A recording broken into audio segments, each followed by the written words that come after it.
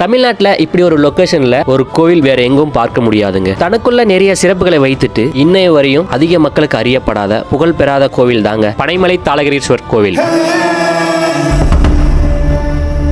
இந்த கோவில் தாங்க தமிழ்நாட்டில் மலை மீது கட்டப்பட்ட முதல் கருங்கல் கோவிலும். இந்த கோவில்ல 1600 வருடங்கள் பழமையான மூலிகை ஓவியங்களும் இருக்கு. அது மட்டும் இல்லாம மிக பிரம்மாண்டமான கடல் போல் காட்சி தரும் ஒரு ஏரி இருக்கு. அதே மறுபக்கத்துல பசுமையான வயல்வெளிகளும் பார்க்கலாம். சத்தியமா சொல்றேன், தமிழ்நாட்டில் இப்படி ஒரு லொகேஷன்ல கோவில் வேற எங்கேயுமே பார்க்க முடியாது. 1600 வருடங்களுக்கு முன்னாடியே மும்மூர்த்திகளே ஒரே கருவறையில பார்க்க முடியும்னு சொன்னா அவங்களால நம்ப முடியுதா? ஆமாங்க, இந்த தாளகிரீஸ்வரர் கோவில்ல பல சிறப்புகளும் பல மர்மங்களும் நிறைந்தது இருக்கு. அதை பத்தி இந்த காணொலியில ஃபுல்லா கொடுத்துருக்கேன். இந்த வீடியோ ஸ்கிப் பண்ணாம ஃபுல்லா பாருங்க மக்களே. ஹாய் மக்களே, நான் உங்கள் விஜய். இன்னைக்கு நம்ம எங்க வந்திருக்கோன்னா விழுப்புரம் மாவட்டத்தில் பனைமலை தாளகிரீஸ்வரர் சிவபெருமானை பார்க்க வந்திருக்கோம். இது கிட்டத்தட்ட ஒரு 8ஆம் நூற்றாண்டு 1300 வருஷம் பழமையான ஒரு சிவன் ஆலயம் இன்றைக்கி நம்ம பார்க்க வந்திருக்கோம். இது விழுப்புரத்துலேருந்து செஞ்சிலிருந்து ஒரு 20 கிலோமீட்டர் நீரில் தான் இந்த பனைமலை கோவில் இருக்குது. நீங்கள் மிஸ் பண்ணாமல் லைஃப்பில் ஒரு முறையாவது இந்த அழகை பார்க்க நீங்கள் வந்துடுங்க. இங்கேருந்து பாருங்கள், ஒரு சைடு இது ஃபுல்லாக நெல் வயல் தான். எல்லா காலத்துலேயுமே நெல் மட்டும்தான் விளையன்னு சொல்கிறாங்க. இந்த மலைக்கு அந்த பக்கம் மிகப்பெரிய ஒரு குளம் இருக்குது. நீர் ஆதாரமாக மிகப்பெரிய ஒரு குளம் இருக்குது. இது பல்லவர்கள் காலத்தில் உருவாக்கியிருக்கிறான்னு சொல்கிறாங்க. இங்கே இருக்கிற அழகை நான் வரும்போது செஞ்சிலேருந்து உள்ளே வரும்போது ஃபுல்லாக நெல் வயல் தான். அவ்வளோ அழகாக இருந்துச்சு, கண்ணுகளை ஒத்திக்கிற மாதிரி. நம்ம சைடில் அங்கங்கே தான் இருக்கோம். இங்கே தண்ணி அத்தியாவசியம் அதிகமாக இருக்குது. இங்கெல்லாம் இந்த போரு அதெல்லாம் எதுவுமே தேவையில்லை. இங்கே குளத்தில் இருக்கிற தண்ணி அதிகமாக யூஸ் ஆகும். இப்போ நம்ம மலை மேலே ஏறதுக்கு அங்கே பஸ் ஸ்டாப் அதுதான்.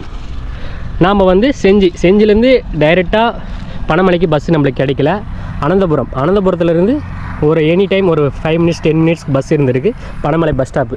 அங்கேருந்து ஒரு 200 மீட்டர் உள்ளே வந்தங்கன்னா அழகான ஒரு மலை இருக்குது. இந்த மலையில் அங்கே சின்னதான சுனைகள்லாம் இருக்கா. வாங்க மேலே போய் பார்க்கலாம்.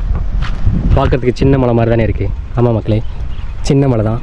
இந்த தாளகிரீஸ்வரர் இருக்கார் சிவபெருமான். நம்ம போய் பார்க்கலாம். இது இந்திய தொல்லியல் துறை கட்டுப்பாட்டில் தான் இப்போ வரைக்கும் இருக்குது. வாங்க போய் பார்க்கலாம் மக்களே. தாளகிரீஸ்வரோட கோயிலோட அடிவாரத்தில் நம்ம வந்திருக்கோம். ஃபஸ்ட்டு நம்ம பார்க்குறது விநாயகர், ஒரு புடைப்புச் சிற்பம் விநாயகரை நம்ம ஃபஸ்ட்டு பார்க்குறோம். இதோட சிலைகளை பாருங்கள். ஒவ்வொரு சிலைகளும் அவ்வளோ நுணுக்கமாக கிட்டத்தட்ட ரொம்ப வருடங்கள் பழமையான ஒரு 1300 வருடம் பழமையான சிவபெருமான் இருக்கும் போது இங்கே அதோட விநாயகர் புடைப்பு சிற்பமாக நம்ம இதுக்குள்ளே பார்க்குறோம். விநாயகரை பார்க்குறோமா? இதை பார்த்துட்டு அப்படியே நம்ம மலையேற ஸ்டார்ட் பண்ணலாம். இந்த கோயிலோட ஒரு முக்கிய அறிவிப்பு, பனைமலை தாளகிரீஸ்வரர் திருக்கோயில். இங்கே பாருங்கள், காலை நடைத்திருக்கும் இடம் காலை 7:30லேருந்து 12 மணி வரையும், மாலை 3 மணிலேருந்து 6 மணி வரைக்கும் தான் கோயில் திறந்திருக்கும். தினசரி பூஜை இருக்குது. காலை 8 மணிக்கு ஒரு பூஜை இருக்குது, 4 மணிக்கு ஒரு பூஜை இருக்குது. மிஸ் பண்ணிடாதீங்க. இந்த வேறு டைமில் 12 மணிக்கு மேலே வந்தீங்கன்னா இந்த கோயில் மேலே சாத்தியிருக்கும். நீங்கள் சும்மா தான் பார்த்துட்டு போகணும். பார்த்துக்காங்க. நம்ம படிக்கட்டு ஸ்டார்ட் பண்ணுறோம். ஓம் நமச்சிவாயா. கிட்டத்தட்ட சின்ன மலை தான், ரொம்ப நேரம்லாம் ஆகாது. ஒரு 10 மினிட்ஸ் இந்த மலை உச்சிக்கு நம்ம போகலாம். நீங்கள் பாருங்கள், அதிகமான குரங்குகள் எல்லாமே இருக்குது. இந்த மலைக்கு இந்த மலை ஒரு சைடு நெல் விவசாயம் பண்ணுறது, ஒரு சைடு குளம். இது எல்லாமே மேலே போனால் தான் நம்ம பார்க்க முடியும். அப்படியே போகும்போது சின்ன குளங்கள்லாம் இருக்குது பார்த்தீங்களா.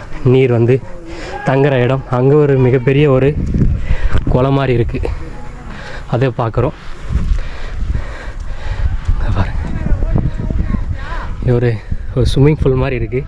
இந்த இடத்துல குரங்குகள்லாம் தண்ணி குடிக்கிற ஒரு அழகான இடமா இருக்கலாம்.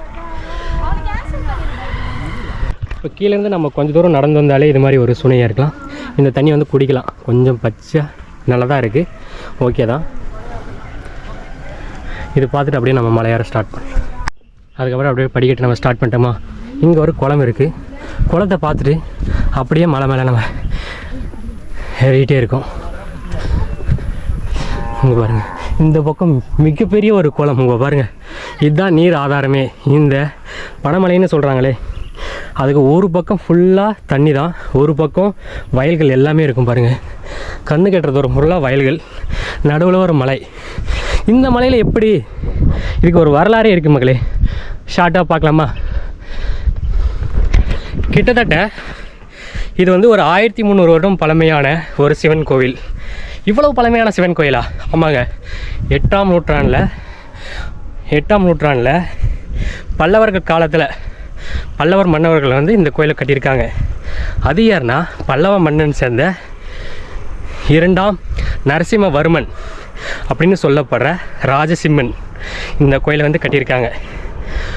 இங்கே மட்டும் தான் கட்டியிருக்காங்களான்னு கேட்டால் இல்லை, இது மாதிரி 3 கோயிலை கட்டியிருக்காங்க. நம்ம மாமல்லபுரத்தில் கடற்கரையில் இதே மாதிரி ஒரு கோயிலை கட்டியிருப்பாங்க. அது மட்டும் இல்லாமல் காஞ்சிபுரத்தில் இருக்கிற கைலாசநாதர் அந்த கோயில் தரக்கோயிலாக இருக்கும். அது கடற்கரை, இது தரக்கோயில். இங்கே இருக்கிறது மலைக்கோயில். பனமலையில் இருக்கிற தாளகிரீஸ்வரர் சிவபெருமான் வந்து இங்கே கட்டியிருக்காங்க. இது வந்து ஒரு 1300 வருடம் பழமையான ஒரு சிவனாலயம். இன்றைக்கி நம்ம பார்க்க போகிறோம், வாங்க. இதான் மக்களை வரலாறு நம்ம பார்த்துட்டோமா ஷார்ட்டாக. இதுதான் வரலாறு. இதுக்கப்புறம் அவங்களோட கல்வெட்டுகள் எல்லாமே இருக்குது, ஓவியங்கள் எல்லாமே இருக்குதுன்னு சொல்லியிருக்காங்க. நம்ம போய் பார்க்கலாம்.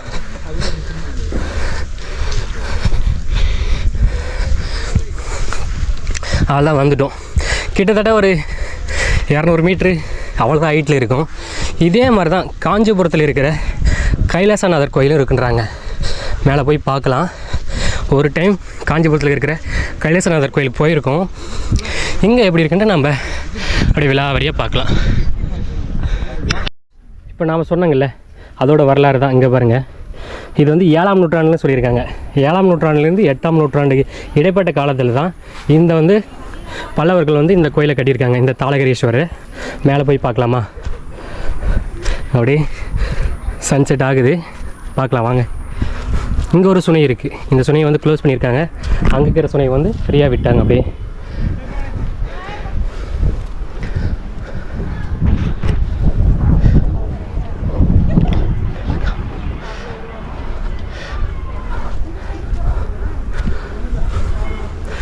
வந்துட்டோம்.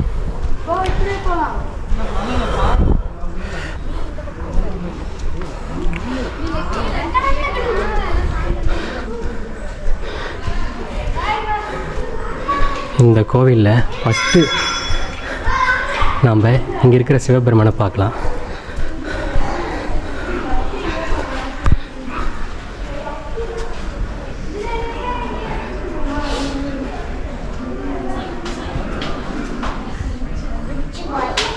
சிவபெருமான் எவ்வளோ அழகாக இருக்கார் பார்த்தீங்களா? ஓம் நமச்சிவாய. இங்கே ஒரு சிவலிங்கம் இருக்குது, இதே மாதிரி அங்கே ஒரு சிவலிங்கம் இருக்குது.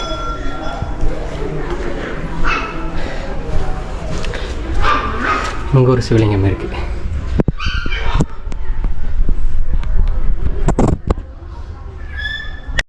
இந்த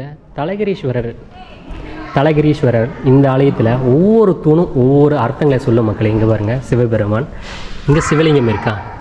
அப்படியே நம்ம போனோன்னா ஒவ்வொன்றும் அங்கே யானைமலை தண்ணி எடுத்துகிட்டு போகிற மாதிரி இருக்குது பாருங்கள். இந்த இடத்துல பாருங்கள், யானைமலை அப்படியே தண்ணி எடுத்துகிட்டு போகிற மாதிரி இதெல்லாம் இருக்குது. ஒவ்வொரு தூண்களும் ஒவ்வொரு நம்மளுக்கு ஆதாரம் சொல்லும். இங்கே நந்தி இருக்குது. நந்தி பக்கத்தில் இங்கே சிவபெருமான் தாளகிரீஸ்வரர் இருக்கார். பார்த்தா தெரியுதுங்களா? தாளகிரீஸ்வரர் இது ஆலயத்தில் இருக்குது. உள்ளே வந்து நம்ம தரிசனம் பண்ணிட்டு வந்துட்டோம். அப்படியே நம்ம உள்ளே போகும்போது இங்கே வந்து நிறைய கல்வெட்டுகள்லாம் நம்ம பார்க்கலாம். இது வந்து பல்லவர்கள் காலத்தில் வந்து கல்வெட்டுகளை அதிகமாக வந்து வச்சுருப்பாங்க. இது வந்து ஃபுல்லாக பல்லவர் காலத்தில் தான் இந்த கல்வெட்டுக்கு பாருங்கள். இங்கேயும் கல்வெட்டு இருக்குது. இது எல்லாமே கல்வெட்டுகள் தான் ஃபுல்லாக வச்சுருக்காங்க பாருங்கள். அப்படியே லைனாக கல்வெட்டுகள்லாம் பார்க்குறோம். இங்கே வந்து 2 சிவலிங்கம் இருக்குது. இது மாதிரி சிவலிங்கம் தான் பல்லவர்கள் வந்து புடைப்பு சிற்பம்னு சொல்கிற மாதிரிங்களா. இது மாதிரி சிவலிங்கம் தான் அவங்க வந்து பிரதிஷ்டை பண்ணுவாங்க. இது வந்து கிட்டத்தட்ட ஒரு 1300 வருஷம் பழமையான ஒரு சிவலிங்கம். இப்போவும் அவ்வளோ அழகாக இருக்குது. நம்ம பல்லவர்கள்னு சொன்னாலே சிங்கம் தானே சொல்லுவாங்க. இங்கே பாருங்கள், ஃபுல்லாக கோபுரத்தை சுற்றியும் சிம்மம் தான் அப்படியே செதுக்கி வச்சுருக்காங்க. இது வந்து எப்படின்னா கற்றிக்கல்னு சொல்லுவாங்க. கற்றிலைக்கல் அப்படின்னா ஒவ்வொரு கல்லை எடுத்து ஒவ்வொரு கல் மேலே வச்சு அதுக்கு மேலே தான் கோபுரத்தை அப்படியே ஏற்றுவாங்க. அதுதான் கற்றிலைக்கல் அப்படின்னு சொல்லலாம். இந்த கற்றிலைக்கல்லில் நிறைய வகையான மொழிகள் பாருங்க. நம்ம கல்வெட்டுகள் எல்லாமே நம்ம பார்க்குறோம். இதே ஃபுல்லாக பல்லவர்களும் சோழர்கள், அதுக்கு பின்னாடி வந்த சோழர்களோட கல்வெட்டுகள் தான் இந்த கோயில் இருக்குது. நம்ம அந்த சிம்மம்னு சொல்லுங்களே, இங்கே பாருங்கள், அங்கே ஒரு சிம்மம், இங்கே ஒரு சிம்மம், இதுக்கு பின்னாடி இது எல்லாமே சிவபெருமான் சிவலிங்கம் தான் வச்சுருப்பாங்க. இப்போ நம்ம பார்க்குறது வந்து 4வது சிவலிங்கம். அந்த தாளகிரீஸ்வருக்கு பேக் சைடில் மிகப்பெரிய ஒரு சிவலிங்கம் இருக்குது. இங்கே பாருங்கள்,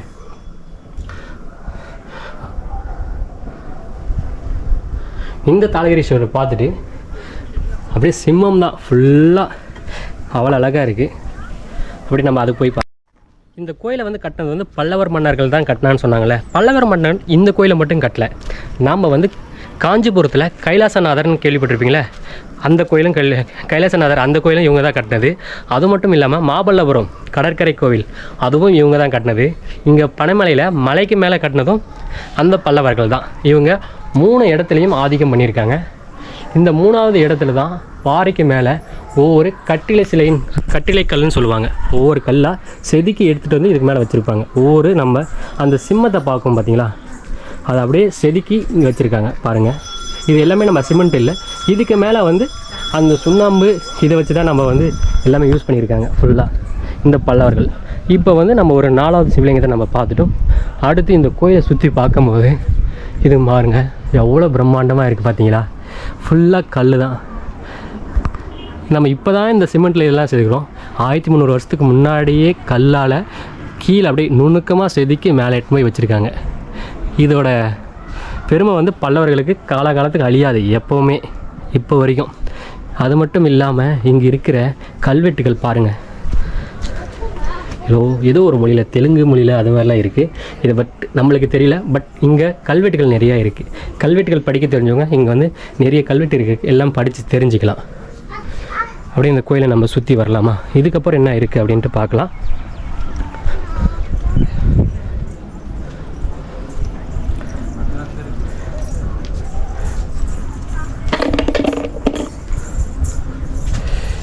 இந்த இடத்துல ஏதோ ஒரு மர்மமாக இருக்குதுன்னு சொன்னாங்க. இங்கே வந்து குகை இருக்குது. இந்த இடத்துல வந்து நம்ம ஒரு வீடியோவில் பார்த்தோம்ல, இந்த இடத்துல நாகர் ஏதாவது இருக்கும் அப்படின்னு சொன்னாங்க. இந்த இடத்துக்குள்ளே நம்ம போக வேண்டாம், அப்படியே பேக் வாங்கிடலாம். இதை பார்த்துட்டு இது சிலைகளை பாருங்கள்.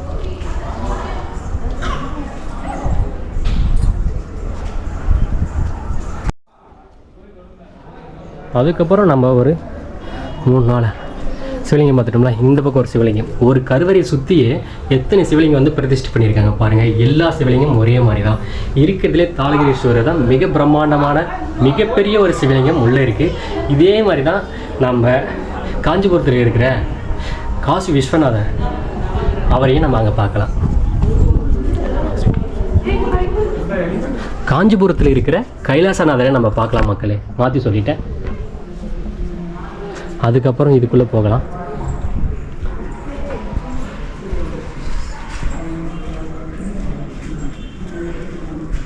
இங்கேயும் ஒரு சிவலிங்கம் இருக்குது.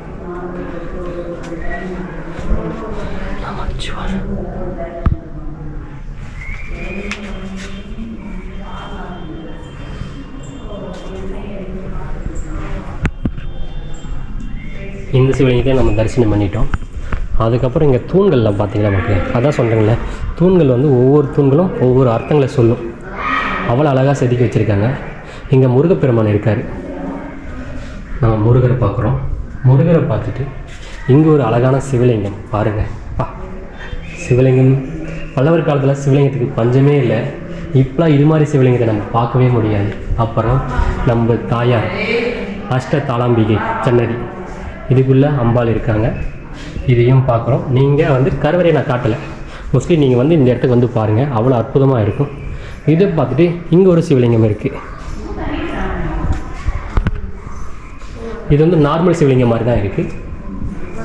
இதை நம்ம பார்க்குறோம். அப்படியே கோயிலை சுற்றி வரலாமா, நம்ம அம்பாள் தாயாரை சுற்றி வரோம். இங்கே பீடம் இருக்குது. இந்த தூண்கள் தான் மக்களே, இந்த தூண்களை ரசிக்கவே ஒரு நாள் வேணும். அவ்வளோ அழகாக ஒவ்வொரு தூண்களையும் அர்த்தம் கொடுத்துருப்பாங்க. இது எல்லாமே நம்ம பார்த்துட்டோமா, இதை தாண்டி கோயில் இது எல்லாமே நம்ம பார்த்துட்டோம். இது எல்லாமே பார்த்துட்டு அங்கே நவகிரகங்கள் இருக்குது, நந்தி பகவான் இருக்கார். இது எல்லாமே நம்ம பார்க்குறோம். இதில் பார்த்துட்டு அப்படியே நம்ம வெளியே வரலாம்.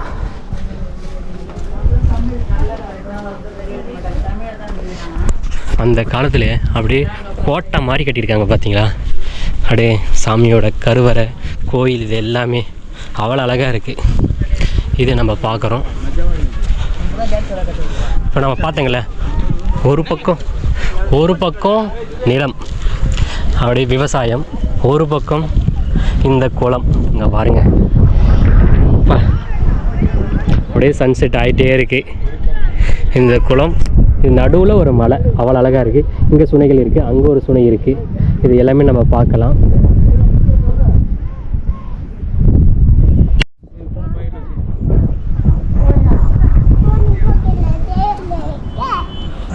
தாளகிரீஸ்வரர் சிவபெருமானை பார்க்குறதுக்கு அவ்வளோ அபூர்வம்னு சொல்லலாம். ஏன்னா ஒரு கருவறையில் சிவனும் பார்வதியும், அது பக்கத்தில் முருகர் விநாயகர், இப்படி சோமஸ்கந்தர்னு சொல்லுவாங்க. அதை நான் பார்க்கும்போது அப்படியே வியப்போட்டும். அந்த காலத்தை கிட்டத்தட்ட 1300 வருடத்துக்கு முன்னாடியே ஒரு கல்லாலே செதுக்கியிருக்காங்க இப்படி ஃபேமிலியே. அது பாருங்கள். அது மட்டும் இல்லாமல் அந்த கருவறையிலேயே நம்ம மும்மூர்த்திகளும் வச்சுருக்காங்க. யார்? நம்ம விஷ்ணுவோட மனைவி, அது பக்கத்தில் வந்து பிரம்மாவோட மனைவி. இது எல்லாமே நம்ம சோமஸ்கந்தர்னு சொல்லுவாங்க. இது மும்மூர்த்தியும் ஒரே இடத்துல நம்ம தரிசனம் பண்ண முடியும். அது மட்டும் இல்லாமல் இங்கே இருக்க சிவபெருமான் 18 பட்டைன்னு சொல்லுவாங்க. அந்த 18 பட்டை இன்னொரு அஷ்டனா 8ன்னு சொல்லுவாங்களே, அஷ்ட தம்பிகை அம்பாளை வந்து நம்ம இங்கே பார்க்கலாம். அவ்வளோ அபூர்வமாக இருக்கும். பார்க்குறதுக்கு ஒரு வித்தியாசமாக இருக்குது. ஒரு மனப்பூர்வமாக நான் இவ்வளோ தூரம் ட்ராவல் பண்ணி வந்தேன். கிட்டத்தட்ட தருமபுரியிலேருந்து இந்த இடத்துக்கு வந்ததுக்கு எனக்கு அந்த சிவபெருமான் வந்து நல்ல தரிசனம் கொடுத்தாரு. ஓம் நமச்சிவாயா சொன்னோடனே பள்ளி அங்கங்கே கத்திகிட்டே இருக்குது. பாருங்கள், சவுண்டு கேட்குதுங்களா? இந்த பாரு, இங்கேயும் பள்ளி கத்துது, அங்கேயும் பள்ளி கத்திகிட்டே இருக்குது. இங்கே இருக்கிற நம்ம சிவபெருமான் வந்து தாளகிரீஸ்வரராக நம்மளுக்கு காட்சி தருவார். அதுவே பார்வதி வந்து அஷ்டதாளம்பிகை நம்மளுக்கு காட்சி தராரு. அஷ்டதாளம்பிகையை நம்மளுக்கு காட்சி தருவாங்க. இங்கே இருக்கிற நீங்கள் லைஃப்பில் ஒரு முறையாவது இந்த இடத்துக்கு வந்து பாருங்கள். அவ்வளோ அபூர்வமாக இருக்குது. அது மட்டும் இல்லாமல் இந்த கோவிலை சுற்றியும் ஓவியங்கள் இருந்திருக்கு. 1300 வருடங்களுக்கு பழமையான ஓவியங்கள்.